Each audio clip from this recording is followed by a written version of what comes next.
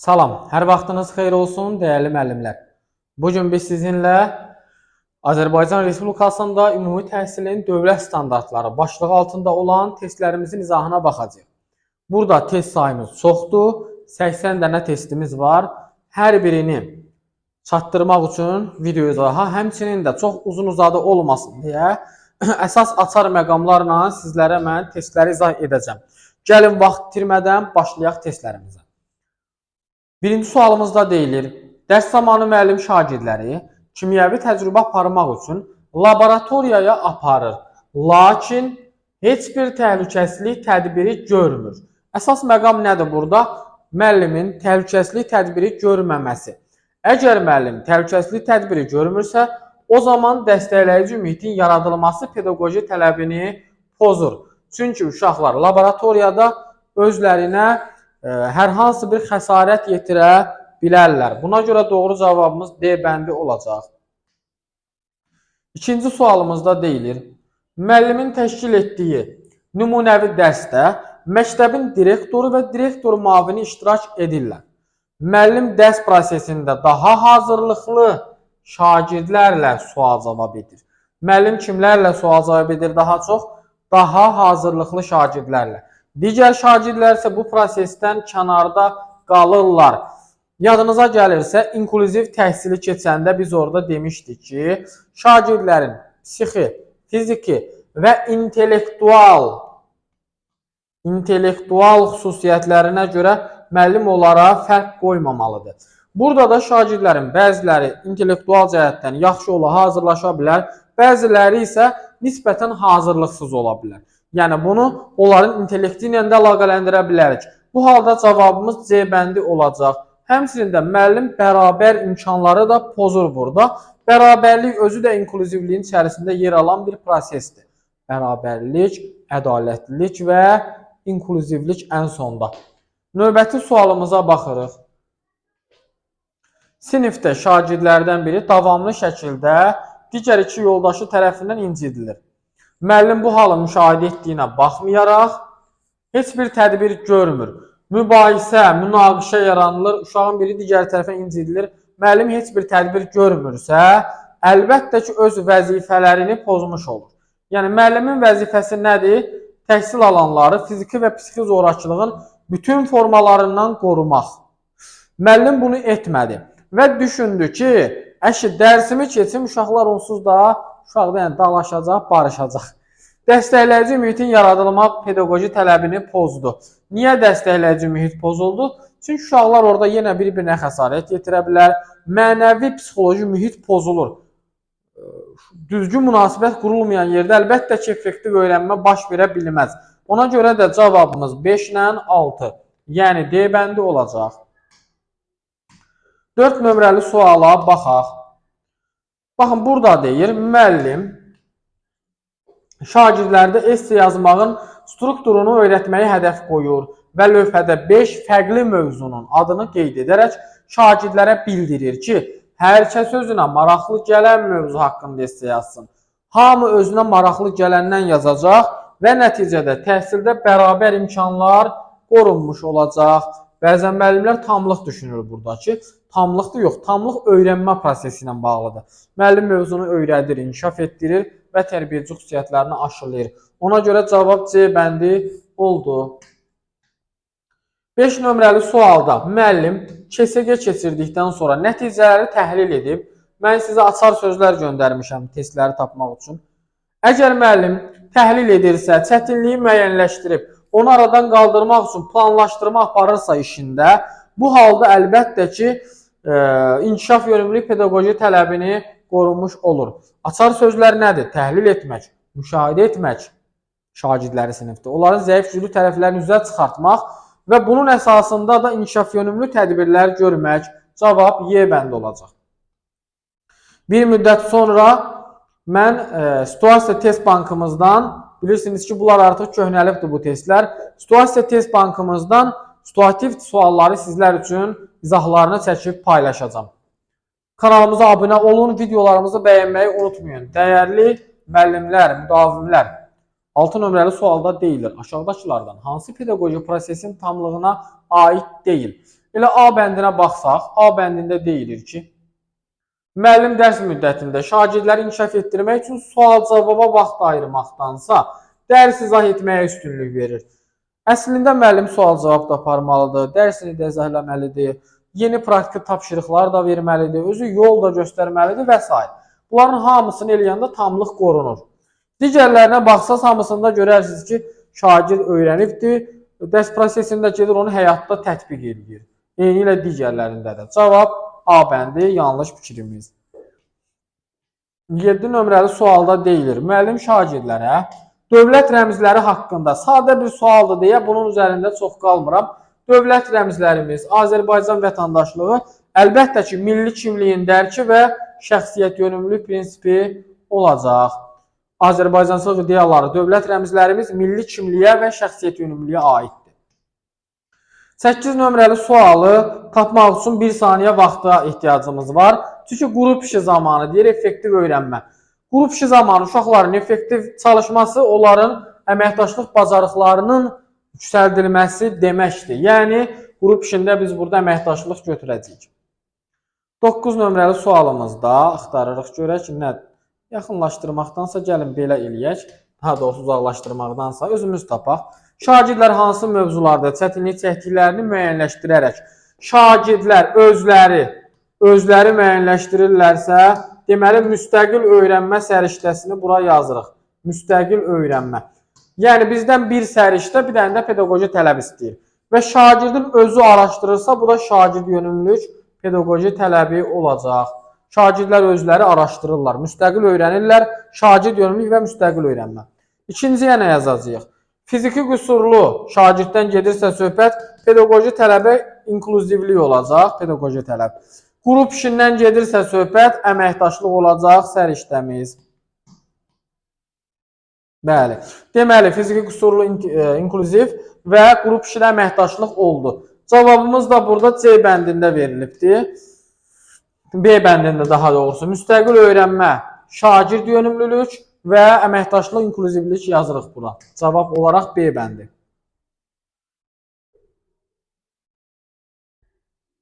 Rəqəmsal savadlılıqla informasiya savadlılığını biz burada qarşısına yazacağıq. PowerPoint proqramından istifadə, rəqəmsal savadlılıq A bəndi və kompüterdən istifadə C bəndi. Bunlar rəqəmsal savadlılıqdır. Xəbər mənbəyini düzgün araşdırmaq, informasiya savadlılığı B bəndi. Məktəb kitabxanasından yenə də kataloqdan araşdırma eləmək, informasiya savadlılığı D bəndi. A, C, B, D bizim doğru cavabımızdır. Yəni, A bəndi. Siz də belə açar sözlərlə, yəni rahat şəkildə testləri, belə asan testləri tapa bilərsiniz. Yəni. Düzdür, situasiyalarda açar sözlər o qədər işə yaramır, belə testlərdə işə yarayır. Dövlət rəmzlərindən danışırıqsa, Azərbaycançılıqdan danışırıqsa, əlbəttə ki, milli kimliyin dərki və milli iftixar hissi. Bunlar əzbər suallardır, ona görə üzərində çox qalmıram. Baxın, direktor məktəb heyətinə valideynlərin gəlməsinə qadağan edir. Deməli, məktəblə valideyn arasında bir uçurum yaradır. Məktəb valideyn əlaqələri burada pozulur. A bəndi. Klasteri tamamlayın. Klasteri necə işləyirik? Əgər birinci tərəfdə verilən hansı səriştədirsə, ona uyğun digərini seçirik. Şagird texnologiya dərsinə taxta oturacaqdan kitab rəfi hazırlayır. Nəsə kreativ bir şey düzəldir və yaradıcılıqdır. Biz də cavablarımızda yaradıcılıq səriştəsini axtarırıq. Elə A bəndi, şagird karton süd qabından quşlar üçün yem qutusu hazırlayır. Bu da olur yaradıcılıq. B bəndi nədir desək, maliyyə savadlığıdır. C bəndi problem həll etmədir. Sonra D bəndi kompüterdən sərbəst istifadə rəqəmsaldır. E bəndi də ki, ləhcəsinə görə qoyursa əgər onu, daha doğrusu ləhcəsinə görə ələ salırsa, bu da mədəni müxtəlifliyə hörmət etməməkdir. 14. Müəllim, qrup işindən əvvəl sizcə zooparkda hansı davranış qaydalarına? Qrup işini işarələdik.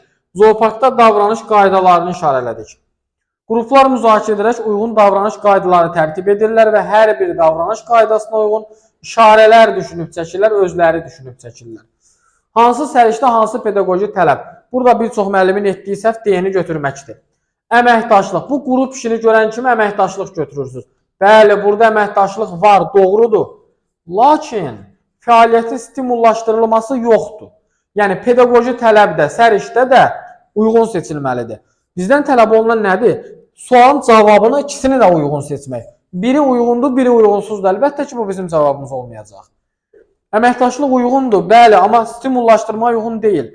Ünsiyyət uyğundur, bəli, amma inkişaf yönümlü uyğun deyil. Burada heç bir inkişaf yönümlü tədbir yoxdur. Bunlar ümumiyyətlə yoxdur. Qərar qəbul etmə, informasiya savadlığı yoxdur deyə onları sildik. Cavabımız oldu nə? Şəxsi və sosial məsuliyyət, şagird yönümlülük. Davranış mədəniyyəti nümayiş etdirməsi, şəxsi sosial məsuliyyət, şagirdlərin özlərinin işarələri düşünüb çəkməsi isə şagird yönümlülük olacaq. Yəni bu tip suallarda heç vaxt bir tərəfli cavab seçməyin əməkdaşlığı görən kimi. Aydındır? Baxın ki, sualın cavabı ikisi də uyğun olsun. 15-də müəllim şagirdə parta yoldaşı ilə sadə nitq etiketləri ilə istifadədən danışır. Nitq etiketlərindən istifadə ünsiyyət səriştəsi.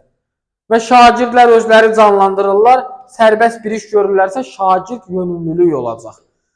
Yəni ünsiyyət onsuz da cəmi bir dənə variantda verilib, ona görə bunu tapmaq 2 vur 2-dir. Sual işarəsi yerinə nə yazılmalıdır? Əlbəttə ki, söhbət kağız əskinaslardan, gündəlik xərclərdən, ləvazimatı səliqəli saxlamaqdan gedirsə maliyyə savadlığı olacaq. Klasteri tamamlayın. Hə, burada baxaq biraz da bunu genişləndirim. Hansı pedaqoji tələb pozulubdur? Müəllim dərs zamanı dərsin gedişatına mane olan şagirdi təlim prosesindən kənar tutaraq müzakirəni digər şagirdlərlə aparır. Həmin bir şagird digərlərindən kənarda qalırsa bərabər imkanlar pozulur. Baxın, bərabər imkan. Biz də bərabər imkanlara aid cavab axtarırıq. Diaqnostik qiymətləndirmə şagird yönümlülükdür. Sildik bunu. Müəllim dərs zamanı şagirdlərin nitq etiketlərini öyrədir, ancaq həyatla əlaqələndirmirsə tamlıq pozuldu. Müəllim düzgün rəy ilə qiymətləndirmirsə stimullaşdırma pozuldu. Müəllim şagirdi danlayırsa dəstəkləyici mühit pozuldu. Burada elə B variantı cavabımızdır. Dərsə gecikən şagird sinifdə aparılan müzakirədən kənarda. Burada da kənar tutulmuşdu, burada da kənarda qalıb. Elə cümlələr də bir-birinə oxşuyur. Ona görə bərabər imkanlar olacaq B variantı. Burada cavabımız B. Euler-Venn diaqramına uyğun olaraq doğru variantları yazırıq. Səriştələr C ilə D olacaq. Səriştə, maliyyə və mədəni müxtəlifliyə hörmət. A ilə B-də pedaqoji tələb. A, B. C-D, A, B. Doğru cavabımız B bəndi. İnkişaf yönümlülük, şagird yönümlülük də pedaqoji tələbdir. 19. Cədvələ əsasən uyğunluğu deyir, müəyyənləşdirin. Müəllim tədbir hazırlayarkən milli geyimlərdən istifadə etməyə şagirdlərə tapşırır. Milli geyimlərdən istifadə milli kimliyin dərki və şəxsiyyət yönümlülük.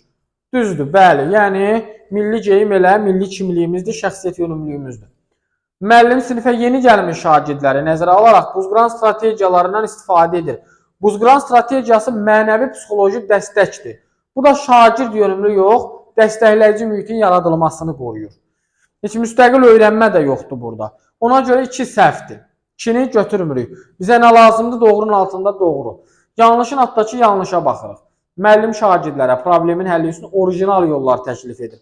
Orijinal yollar və layihə hazırlamaq yaradıcılıqdır. Şagird özü edir, şagird yönümlülükdür. 3 doğrudur. Yanlışın altda amma doğrunu seçə bilmərik. 3-ü də sildik. Cavabımız 1 və 4. Müəllim şagirdə essə yazarkən bir neçə mənbədən istifadə etməsini tapşırır. Mənbədən istifadə əməkdaşlıq yox, informasiya savadlığıdır. Ona görə 4 yanlışdır. Hə. Şagird yönümlülük düzdür, amma əməkdaşlıq yanlışdır. Cavab doğruda 1, yanlışda 4. Yəni A bəndi. 20 nömrəli sual. Müəllim qrup işi zamanı qaydalar müəyyənləşdirir. Qrup işində iş bölgüsünün şagirdlərin özləri tərəfindən təşkil edilməsinə şərait yaradır. Qrup işində var əməkdaşlıq, ünsiyyət və şagirdlərin özlərinə tapşırır. Baxın, özləri tərəfindən. Deməli, şagird yönümlü davranır müəllim burada ki, şagirdlər özləri seçsinlər. Belə asan suallardır, yəni. 21-də hər kəsin azadlığı onu digərinin azadlığı ilə məhdudlaşır. Hər kəsin azadlığından danışırıqsa, səriştə olaraq demokratiya və insan hüquqlarına hörmət. Biz burada müzakirə təşkil ediriksə, müzakirə bu tənqidi təfəkkürü inkişaf etdirir. Və əlbəttə ki, azadlıq, hər bir kəsin azadlığını anlamaq şəxsiyyət yönümlü bir insandır. Cavab Y bəndi. 22. Uyğunluğu müəyyən edirik. Müəllim emosional fəaliyyəti izləyirsə, bu dəstəkləyici mühitdir. Baxın, sinifin fəaliyyətini izləyir demir. Emosional fəaliyyət. Bu dəstəkləyici mühitdir, inkişaf yönümlü deyil. 1-ə B yazırıq. Təhsil öyrədici, tərbiyədici, inkişaf etdiricidirsə, bu tamlıqdır. 2-yə A yazırıq. Üstəyilə C-dir. Müəllimin nəticələri təhlil edib, tədbirlər həyata keçirilməsi. C də elə buradadır. B, A, C. Doğru cavabımız olacaq. C bəndi elə. B, A, C. Sual işarəsinin yerinə deyir, yazılmalıdır. Hər bir kəs öz yanaşmasını bildirəcəksə, bu tənqidi təfəkkürdür. Deyir, müəllim bildirir ki, situasiya ilə bağlı yanaşmalarınızı bildirin. Hamı öz yanaşmasını bildirəcək. Ona görə tənqidi təfəkkür. Və şagirdlərin məzmunun maraqla qarşılaması üçün müəllim onlara uyğun bir şey seçir. Deməli, şagird yönümlülüyü qoruyur. Cavab Y bəndi. Dəstəkləyici mühit isə yoxdur burada. Yəni, mənəvi, psixoloji dəstək, maddi texniki dəstək yoxdur deyə A-nı sildik. Cavab E bəndi qaldı. Şagird summativdən istədiyi qiyməti toplamır. Nəticəni toplamır, məyus olur. Bunu hiss edən müəllim şagirdin müsbət tərəflərini vurğulayır. Zəif tərəflərini arada qaldırmaq üçün istiqamət verir. Müəllimin istiqamət verməsi fəaliyyətin stimullaşdırılmasıdır və şagirdin inkişafı üçün etdiyinə görə şagird yönümlü götürəcəyik. Şagirdin irəliyə getməsi C bəndi. Deyirsiniz, bəs burada dəstəkləyici mühit necə? Yoxdurmu? Var. Əslində, psixoloji dəstək də göstərir. Amma bərabər imkanlar olmadığına görə D variantını biz seçə bilmərik. Burada bərabərlik heç nə yoxdur çünki. Həmişə diqqətli olun ki, 2 variantın ikisi də uyğun gəlsin. 25-26-ya da elə bir yerdə baxaq. 25-də deyir, adət ənənələr. Yəni deyir ki, müəllim şagirdlərə insanların adət ənənələrinin fərqliliyi anlayışla qarşılamağı tapşırır. Yəni deyir, mədəni müxtəlifliyə hörmətlə yanaşın. Uşaqlar, başqalarının dininə, irqinə və s. hörmət qoyun. E bəndi. Burada 26 nömrəli sualda emosional sabitlik nümayiş etdirib. Problemi həll etmək hansı səriştədir? Belə problem həll etmədir, bir dənə də cavabda verilib. Belə bir sadə bir test nümunəsi. Şagird yönümlüdür, çünki şagirdlərin həyata hazırlanması, şagirdlərin inkişafı üçün proses həyata keçirilir. Ona görə şagird yönümlüdür. Və şagirdlər özləri bunu neynirlər? Şagirdlərlə birgə canlandırılır. Onlar prosesin əyani iştirakçısıdır. 27-28. Müəllim şagirdlərə Bakı şəhərində yerləşən İçəri şəhər və digər tarixi abidələrimiz haqqında etibarlı mənbələrdən məlumat toplayın deyirsə, informasiya savadlığıdır. Şagirdlər özləri bunu toplayıb müxtəlif formada təqdim edirlər deyə onların müstəqil işidir. Şagird yönümlülükdür, D bəndi. Yəni, səriştələri əgər pedaqoji tələbləri sizə atdığım PDF-lərdən oxuyub öyrənmişsinizsə, 80 dənə testin 79-unu rahat şəkildə yaza bilərsiniz. Üzdür, şişirtmədim ki. Məncə şişirtmədim. Dost insana lazımdırmı? Mövzusunda müəllim debat təşkil edir. Debat zamanı şagirdlərdə tənqidi təfəkkür inkişaf edəcək əlbəttə ki. Və burada görürsünüz inklüzivlik yazıb, amma inklüzivlik yoxdur axı orada. Fiziki, psixi, intellektual və ya sağlam imkanı məhdud insandan danışmır. Və ya bərabərlikdən də danışmır. Sadəcə debat təşkil olunub. Şagird yönümlü. Şagirdlərin inkişafına xidmət edir, yəni. Xalqın qəhrəmanı Təbriz Xəlilbəylidən danışırıqsa, xalqımızın, millətimizin keçmişi tarixindən danışırıq. Bu da bizim şəxsiyyət yönümlülük prinsipimizdir ki, milli, bəşəri dəyərlər. Aydındır. Cütlərlə iş zamanı şagirdlər tapşırıqda verilən sualları müzakirə edir. Növbə ilə fikir yürüdürlər. Müəllim onları dinlədikcə spesifik rəy bildirir. Müəllimin rəy verməsi məlum məsələ fəaliyyətin stimullaşdırılmasıdır. Uşaqların müzakirə etməsi də ünsiyyətdir. Cavab C bəndi. 2 dənə açar söz və 1 cavab. 31. Layihə zamanı işlər şagirdlərin planlaşdırdığı kimi getmir. Gözlənilmədən maneələrlə qarşılaşır. Maniyələr aradan qaldırılırsa uşaq hansı səriştəyə sahibdir? Əlbəttə ki, maniyələrlə problem həll etmə. Düzdür? A bəndi. 32. Müəllim şagirdlərdə məktəbdə davranış qaydalarının pozulmasına səhnəcik. Məktəbdə davranış qaydaları 2 dəfə, 3 dəfə, 3-cü test ki, artıq eyni nümunədir. Şəxsi və sosial məsuliyyətdir. Məktəbdəki davranış qaydası, davranış mədəniyyəti və eyni zamanda da şagirdin həm də bu şəxsiyyət yönümlülük prinsipidir ki, müəllim bunu formalaşdırır uşaqlarda. Cavab B bəndi. 33. Klasteri tamamlayın. Fəaliyyətlə bağlı səriştələrdən biridir. Kollektivdə işləmək, əməkdaşlıq. Deməli, biz də əməkdaşlıq axtarırıq. Elə A bəndi. Müəllim şagirdlər arasında səmərəli ünsiyyət formalaşdırmaq üçün onları sinifdən kənar fəaliyyətə cəlb edir. Yəni, ünsiyyət qursunlar, əməkdaşlıq eləsinlər. B bəndi problem həll etmə səriştəsidir. C bəndi tənqidi təfəkkürdür, fikirlərini bildirəcəklər. D bəndi Azərbaycançılıqdırsa, milli kimlik və araşdırma varsa, informasiya da var burada. Y bəndi isə şəxsi sosial məsuliyyətdir. Uşaqlar evinə aparır onları. Cavab deməli bir dənə A bəndi olur nə? Əməkdaşlıq, fəaliyyətlə bağlı səriştə. 34. Müəllim müharibələrin baş vermə səbəbləri haqqında müzakirə təşkil edir. Müzakirədə tənqidi təfəkkür inkişaf edə bilər, ünsiyyət və əməkdaşlıq ola bilər. 3 dənə cavabımız uyğun gəlir. Baxın, A, C, D. Baxaq ardına. Şagirdlərə günümüzdə baş verən müharibələrə qarşı tənqidçilərin fikirlərini araşdırıb və problemin necə həll oluna biləcəyinə aid və problem həll etmə də var. Öz təkliflərini hazırlamalarını tapşırır.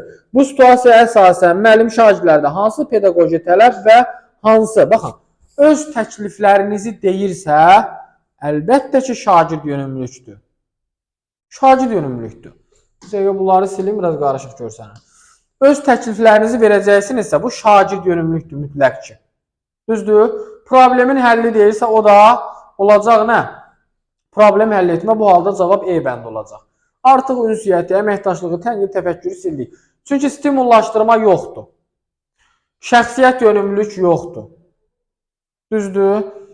Və inkişaf yönümlülüyü də yoxdur. Sadəcə şagirdlərin sərbəst şəkildə iş icra etməsi var. 35. Uyğunluğu deyil, müəyyən edin. Heç kim kənarda qalmasın. Təhsildə bərabər imkanlar. 1C.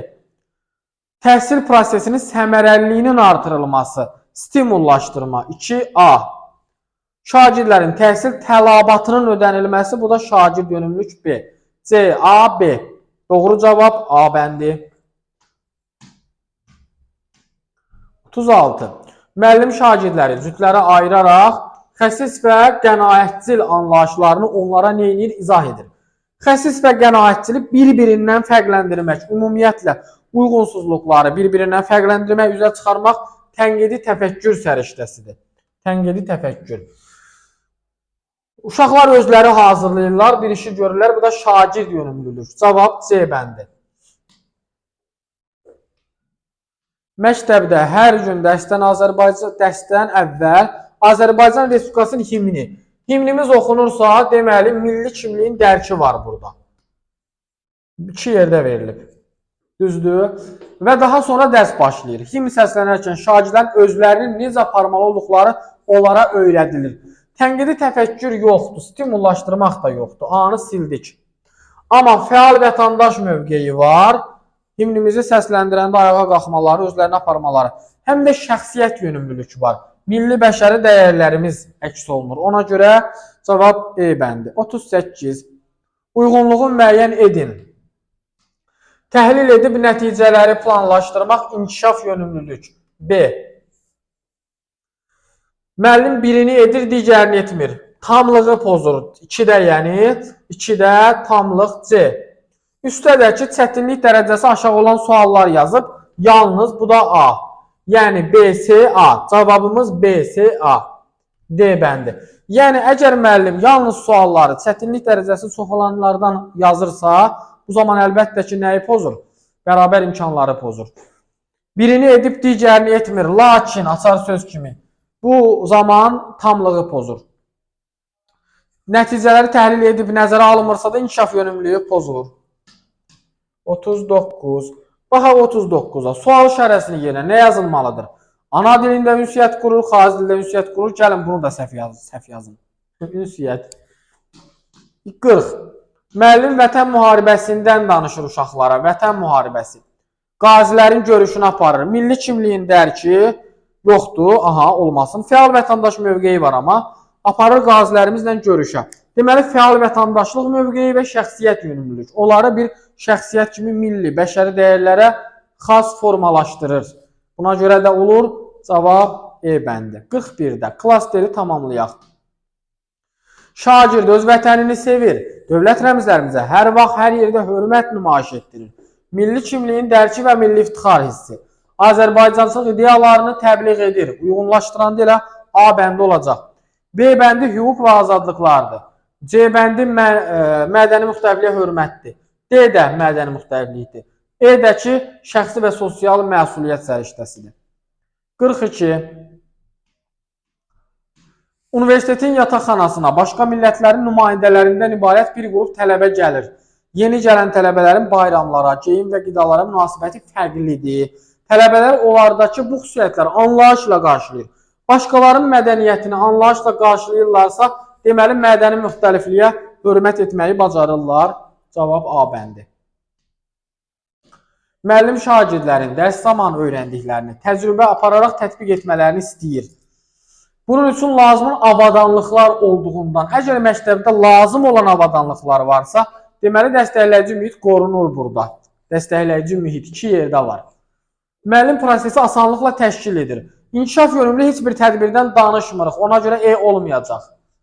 Amma şagirdlər üçün şərait yarandığına görə şagird yönümlülükdür deyəcəyik. Cavab C bəndə olacaq. Müəllim tapşırır ki, şagirdlər istifadə etmədikləri məktəbli ləvazimatlarını ehtiyacı olanlara göndərsinlər. Ehtiyacı olanlara biz əgər göndəririksə, deməli, şəxsi və sosial məsuliyyət dəyərimiz formalaşır. Bu bizim sosial məsuliyyətimizdir. Və milli bəşəri dəyərlərə xas bir şəxsiyyət kimi yetişmişik. Cavab Y bəndi.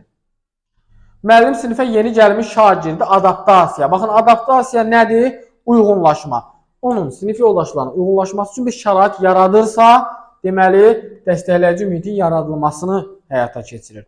Dəstəkləyir də onu, mənəvi psixoloji cəhətdən dəstəkləyir. Adaptasiya uyğunlaşmaqdır. Sinifə uyğunlaşmaq mənəvi psixoloji bir şeydir. Müəllim dərs zamanı IKT-dən istifadə etməsini təmin edir. Texnoloji bacarıq, rəqəmsal savadlılıq və şagirdlər üçün edir də bunu, düzdür? Şagird yönümlülük. 47. Dinlərin toplum üçün dəyər olduğu, onların müxtəlifliyi, mədəni müxtəlifliyə hörmət və şəxsiyyət yönümlülüyü. Yəni, baxın kimi bilinir ki, müxtəlif dinlərdən, xalqlardan danışırsa, mədəni müxtəlifliyə hörmətdir və bu bir şəxsiyyətin göstəricisidir ki, insanların dininə hörmətlə yanaşsın. 48. Müəllim şagirdlərin potensiallarını müəyyənləşdirmək üçün müxtəlif təfəkkür növünə aid tapşırıqlar verir. Görün, mənim şagirdlərim nəyi bacarır? Bir növ diaqnostik qiymətləndirmə keçirir sanki. Diaqnostik. Diaqnostik də demişdik, haradadır? Şagird yönümlülük prinsipində. Müəllim şagirdləri burada nəzərə alır ki, onlara uyğun tədris qura bilsin sonra. Səbəbdən şagird yönümlülük. 49. Burada nədən gedir söhbət? Hüquq və azadlıqlardan, özünün hüquq və azadlıqları. Elə hüquqlar da C bəndində yazılıb da açıq aydın. Digər yoldaşların hüquqlarına hörmətlə yanaşır. Bu qədər sadət C bəndi. 50 nömrəli sual. Müəllim mərhəmətli qız mətni keçdikdən sonra şagirdlərə mənəvi dəyərlər aşılamaq üçün. Mənəvi dəyərlər şəxsiyyət yönümlülük, düzdür? Və problemi situasiya verirsə, problem həll etmə. Cavab D bəndi olacaq. Problem həll etmə və şəxsiyyət yönümlülük.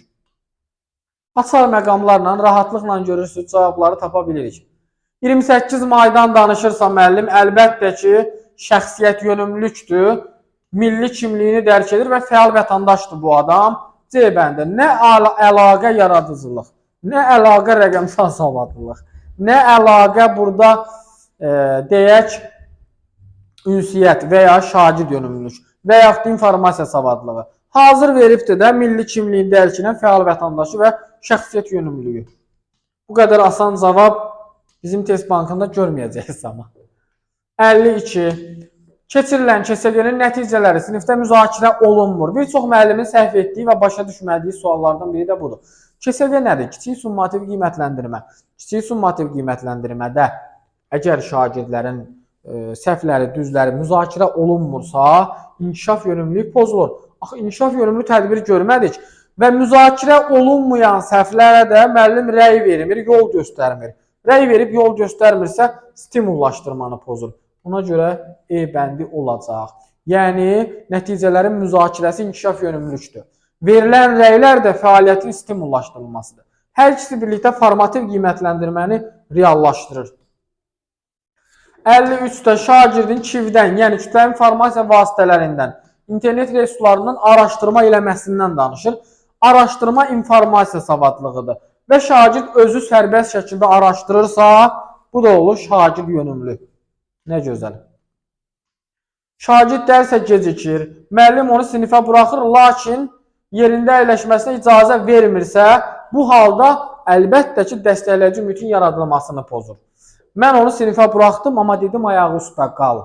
Yəni ona fiziki şiddət həyata keçirtdim. Fiziki şiddət də mənəvi psixoloji mühitin pozulması deməkdir.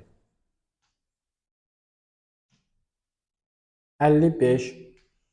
Müəllim tədrisinin əvvəlində buzqıran strategiyasından, bayaq dedim testlərin birində, buzqıran strategiyası uşaqlar arasında münasibəti tənzimləmək üçün həyata keçirilir. Və bu zaman uşaqlar ünsiyyət qurur, danışır, bir-birini tanıyır. Ünsiyyət qururlarsa ünsiyyət səriştəsi və bir-birinə xoş münasibət qururlarsa, bu da dəstəkləyici mühitin yaradılması olacaq. Cavab B bəndi. 56. Paraolimpiya oyunları nə üçün təşkil edilir? Bunu bilən müəllimlər sualın cavabını rahatlıqla tapır. Paraolimpiya oyunları fiziki məhdudiyyətli insanlar üçün həyata keçirilən bir olimpiyalardır. Deməli, burada inklüzivlik var və hər kəsin idmanla məşğul olmaq haqqı var. Fikri də insan hüquqlarına, demokratiyaya aiddir. Cavab A bəndi. Buraxılış imtahanına hazırlaşan şagird dərs oxuyan zaman qeyri-ixtiyari olaraq telefona baxır. Bunu da bir çox müdavim başa düşə bilmir. Qeyri-ixtiyari olaraq telefona baxırsa, deməli, telefonun aldıcısına çevrilib. Deməli, o artıq rəqəmsal bacarıqları zəifdir. Dərs oxumasına imkan yaranmır. Diqqətli olun. Bunu bir çox müəllim müstəqil öyrənmə götürür bəzən ki, müstəqil öyrənə bilmir. Burada təfəkkürlə bağlı heç nədən danışmır. Sadəcə fəaliyyətdən danışır ki, fəaliyyəti doğru deyil. Fəaliyyət də ki, müstəqil öyrənmək, problem həll etmək. Bunlar fəaliyyət deyil. Bunlar təfəkkürlə bağlı səriştədir. Amma rəqəmsal savadlıq fəaliyyətlə bağlıdır. Bu adam fəaliyyətini düzgün qura bilmir. Ona görə rəqəmsal savadlıqdır.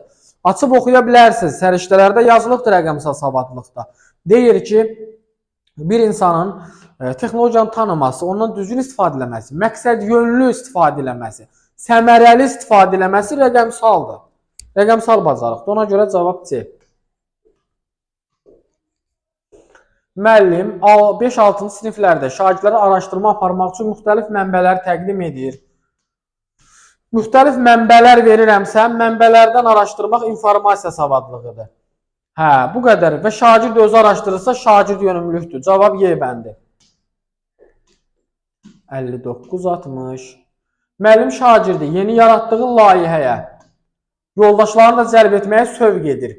Yoldaşlarını da cəlb elə deyirsə, əməkdaşlıq var burada. Hə, əməkdaşlıq və şagird yönümlülük olacaq. Yoldaşlarını cəlb edir, əməkdaşlıq edir. Ünsiyyət də düşünə bilərdi, amma pedaqoji prosesin tamlığı ilə əlaqəsizdir. Buna görə B bəndi olacaq. Müəllim mövzunu müxtəlif alətlərdən, qurğulardan istifadə etməklə tədris edir. Müxtəlif alətlərdən, qurğulardan istifadə eləmək dəstəkləyici mühitin yaradılmasıdır. Şagirdlərə əlavə araşdırma tapşırığı verir. Şagirdlər özünüz gedin araşdırın, müstəqil öyrənin. Müstəqil öyrənmək üçün onlara bir tapşırıq verir. Ona görə götürürük biz A bəndini. Düzdür? Bəli, ona görə cavab A çıxır. 61. Ailə büdcəsindən danışırsa, əlbəttə ki, maliyyə savadlılığı maliyyə, eyni zamanda şagird yönümlülük, düzdür, D bəndi. Çünki burada bərabər imkanlarla bağlı heç nə yoxdur. Təhsildə bərabər imkanlar, bərabərlik nə var ki burada? Şagirdlərdə sadəcə ailə büdcəsi formalaşdırır. Bu onların mənafiyidir. Şagirdlərin mənafiyi yazılıb şagird yönümlülükdə və maliyyə savadlığıdır. 62. Uyğunlaşdırırıq. Şagirdlərin birlikdə işləməsi, ümumi məqsəd üçün əməkdaşlıq etməsi deməkdir. 1-ə A. Ərazini təmizli saxlamaq üçün iməclik həyata keçirirlər. Sosial məsuliyyət, deməli 3-ə yazırıq B. Şagirdlər müxtəlif mənbələrdən araşdırırlarsa informasiya savadlığı. 2-yə C. A, C, B. B variantı olacaq doğru cavabımız. 63. Uyğunluq gözlənilmişdir. Bu sual da müəllimlərin səhv etdiyi sual tipidir və başa düşmədiyi sualdır. Təhsil prosesinin təşkili və idarə olunması, iştirak etmək. Bu təhsil alanın hüququdur. Biz bunu hüquq və vəzifələrdə də keçmişik. Və şagird yönümlülükdür həmçinin də. Şagird yönümlü bir tədris qurmuş oluruq. Təhsil alanın da, təhsil verənin də, valideynin də haqqıdır ki, idarə olunmada, təşkilində iştirak eləsin təhsilin və orada nəsə bir şeylər eləsin. Məsələn, valideyn təklif irəli sürə bilər, təhsil alan da fikir və mülahizələrini irəli sürə bilər. Əslində fikir doğrudur, amma yanlış yazılıb. Deməli, götürmürük bunu. Yoldaşlarla əməkdaşlıq etmək, hüquq yox, vəzifədir. Fikir yanlışdır, amma doğru yazılıb. Götürmürük bunu da. Bizə lazımdır uyğunluq. Uyğunluq odur ki, doğruda doğru yazılsın, yanlışına qarşı yanlış yazılsın. Burada əksinə veriblər. 3-lə 4-dür cavabımız. 3-də deyil. Şagirdlərdə fəal vətəndaş mövqeyi formalaşdırmaq, təhsil verənin vəzifəsi. Düzdür, doğrudur, doğru da yazıblar. Düzdür, şəxsiyyət yönümlülükdür həm də. Təhsil alanları qorumaq, təhsil verənin vəzifəsi psixi, fiziki də inklüzivlik. Düzdür, bu da doğrudur. Doğrunun qarşısına doğru yazıldığına görə 3-4. Cavabımız Y bəndi. 64-də təhsil alanın mənafiyi, onun şəxsiyyətinin formalaşması əlbəttə ki, şagird yönümlülük. Mənafiyi sözünü görəndə bunu kurikulumun prinsipində də keçmişik. Bu sualda da 65-də də müəllimlər səhvlər eləyiblər, müdavimlərimiz etdiblər. Ona görə bunu da izah edirəm sizə biraz geniş. Şagirdlər debatda iştirak etmək istəmirlər. Müəllim bunun faydasını onlara izah edir. Ümumiyyətlə yadda saxlayın. Əgər şagird onun inkişafına səbəb olacaq bir şeydən imtina eləyirsə, müəllimin onu başa salması, faydasını izah etməsi, şagird yönümlü yanaşması deməkdir. Bəzən müəllimlər səhv anlayır. Elə bilirlər ki, şagird yönümlü odur ki, şagird nə istəyirsə müəllim də onu eləsin. Yox. Əksinə, müəllim onun mənafeyinə uyğun təhsil qurmalıdır. Şagird hələ az yaşlıdır. O öz mənafeyini tam dərk eləməyə bilər. Amma biz nə edə bilərik? Ona başa sala öyrədə bilərik. Bu olacaq şagird yönümlülük.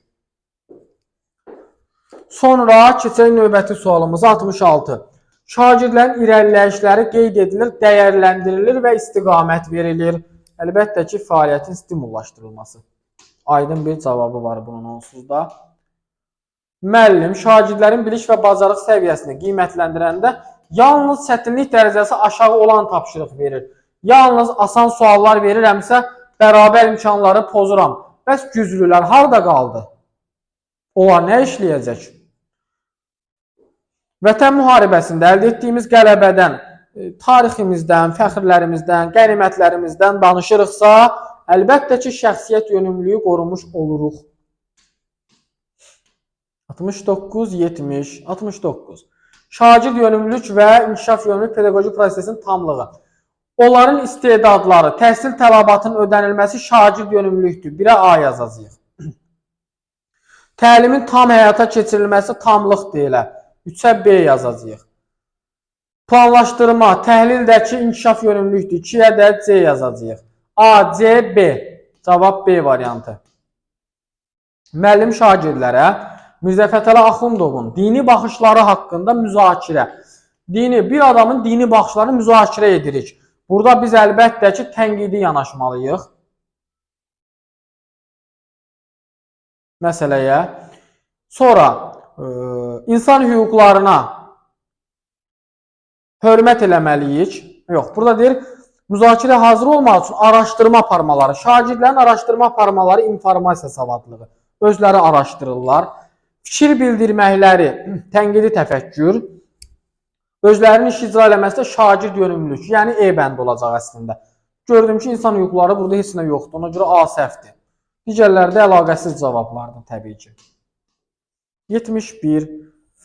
Vətən müharibəsi haqqında məlumat toplamağı tapşırır. Burada bir məsələ var. Vətən müharibəsi görən kimi şəxsiyyəti yönümlülük götürə bilərik. Amma axı bu bizim testin ikinci tərəfi də var. Səriştə tərəfi. Səriştənin düzgün olacaq. Var burada sosial məlumatlıq? Yoxdur. Bu halda A bəndi səhvdir. Biz heç vaxt bir tərəfli cavab seçmirik.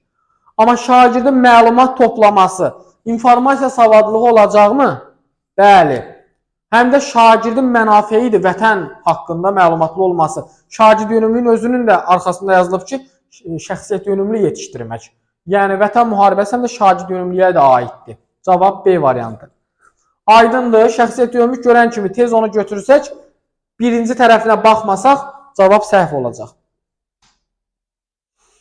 Fərdi fəaliyyət deməli, formalarını kollektivə çevirmək. Kollektiv, qrupla işləmək, əməkdaşlıq. Müəllimin şagirdlərə istiqamət verməsi, fəaliyyətin stimullaşdırılması. Yəni cavab C bəndi. Müəllim şagirdə əsərdəki obrazın hərəkətinə münasibət bildirməyi tapşırır. Sən öz münasibətini bildir. Öz sözün qoya biliriksə, bu bilinci tənqidi təfəkkürdür. Öz münasibəti tənqidi təfəkkür. Sokrat dialoqundan istifadə edir. Yəni şagird yönümlü bir iş görür də, yəni. Fəaliyyətin stimullaşdırılması yoxdur. Ona görə bu variantlar səhvdir. Ünsiyyət də düşünə bilərdik hardasa. Amma tənqidi təfəkkür daha uğurlu bir cavabdır. Çünki onun qarşısında şagird yönümlülük yazılıb. 74-də qruplarla təqdimatının hamı iştirakını təmin edir. Qruplarla deyirsə əməkdaşlıq, hamının iştirakı, bərabər imkanlar, ədalətli yanaşmaq, inklüzivlik. Cavab C variantı. Müharibə zamanı insanların hüquqlarının pozulmasına bağlı debat təşkil edir. İnsan hüquqları, demokratiya və insan hüquqlarına hörmət və şəxsiyyət yönümlülük götürəcəyik. Çünki tənqidi təfəkkür düşünə bilərdik debata görə, düzdür, doğrudur. Amma inkişaf yönümlülük yoxdur burada. Müəllimin təhlil eləməsi, müşahidə edib nəsə plan qurması yoxdur deyə biz artıq avtomatik A-nı silirik. Qalır yerdə cavabımız E bəndi. Demokratiya ilə şəxsiyyət yönümlülük. Sinifə yeni şagird gəlib adaptasiya ola bilmir. Təkrar testi bu. Dəstəkləyici mühitin yaradılması demişdik. Bayaq izah eləmişdim. Müəllim gündəlik planlaşmasında dərsin məqsədini qeyd etmədən fəaliyyətə keçir. Birini etmədən digərinə keçirsə, tam keçmir dərsini deməli. Pedaqoji prosesin tamlığını pozur. Aydındır? Bəli. 78. Müəllim dərs zamanı çox vaxt almasına baxmayaraq dərsi həm praktiki keçir, həm də nəzəri. Deməli, müəllim burada, yox, deyir, hər kəsin, hər bir şagirdə şərait yaradır. Hər bir şagirdə deyirsə, inklüzivlik. Yəni, hamı üçün şərait yaradırsa, bərabərlik, ədalətlilik var burada. Bu da inklüzivlik deməkdir. Sonuncu suallarımıza gəlib çatdıq. Görürsünüz, açar sözlərlə baxanda bu testlərə, tayındakı testlərə rahatdır tapmaq. Müəllim şagirdin dərs zamanı səs saldığını görüb, sinif yoldaşlarının yanında onu pərt edir. Hamının yanında pərt edirsə, dəstəkləyici mühiti pozur. Mənəvi psixoloji bu şiddətdir. Müəllim şagirdlərin yaradıcı tapşırıqları yerinə yetirməyə hazır olmadıqlarını müşahidə edir. Bu da müəllimlərin çoxunun səhv etdiyi sualdır. Yaradıcı tapşırıqların yerinə yetirilməsinə görə uşaqlar hazır deyil. Yəni, onların potensialı hələ buna çatmır. Potensialları çatan bir tapşırıq verəcək. Yəni, şagird yönümlü yanaşacaq. Şagird yönümlü odur ki, uşaqların potensialını görüb ona uyğun dərs qurmaq. Aydındır, cavab B variantı. Belə dəyərli müəllimlər, yəqin ki, sona qədər izlədiniz. Yəni, indi səhvlərinizə baxdınız, başa düşdünüz. Aydındır, hər birinizə uğurlar olsun. Növbəti video izahlarda görüşənədək. Və bir də, dediyim kimi, yeni situasiya test bankımız keçən il nəşr olunubdur. Bu kitabın içərisində 1000-dən çox situasiya testləri var.